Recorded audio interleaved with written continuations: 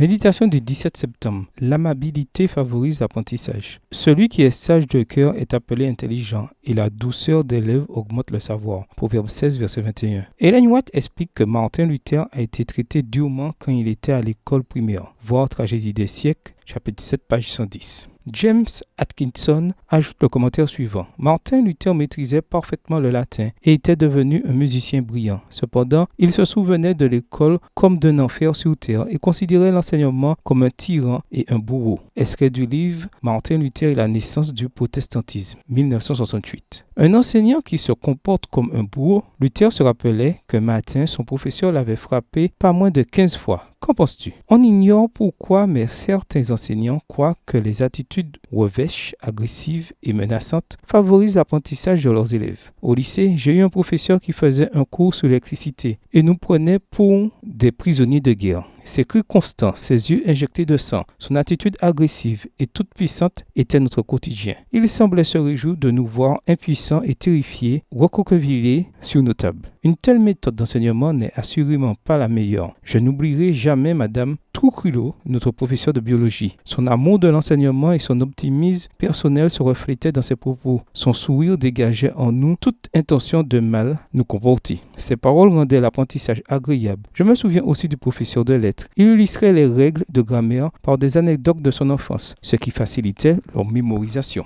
L'enseignant a un travail important à accomplir, un travail pour lequel il est incompétent s'il s'appuie sur ses propres forces. Mais s'il réalise combien il est défaillant, s'il s'appuie sur Jésus, il acquérera la force du Tout-Puissant, qu'il effectue sa tâche difficile avec la patience, la longanimité et la douceur du Christ, que son cœur rayonne de cet amour qui a conduit le Seigneur de la vie à mourir pour un monde perdu. Sa patience et sa persévérance ne manqueront pas d'être récompensées. Malgré des efforts qui paraîtront parfois vains, l'enseignant fidèle récoltera les fruits de son labeur. De nobles personnalités et des vies consacrées au service le récompenseront abondamment de son travail et de ses soins. Extrait du livre Conseil aux éducateurs, aux parents et aux étudiants, chapitre L'enseignant et son travail, page 189, livre écrit par Ellen G. White. Demande au Seigneur de t'aider à parler avec amabilité. Cela favorisera l'apprentissage comme l'enseignement dans n'importe quel domaine de la vie. Bonne journée à toi et que le Seigneur te bénisse.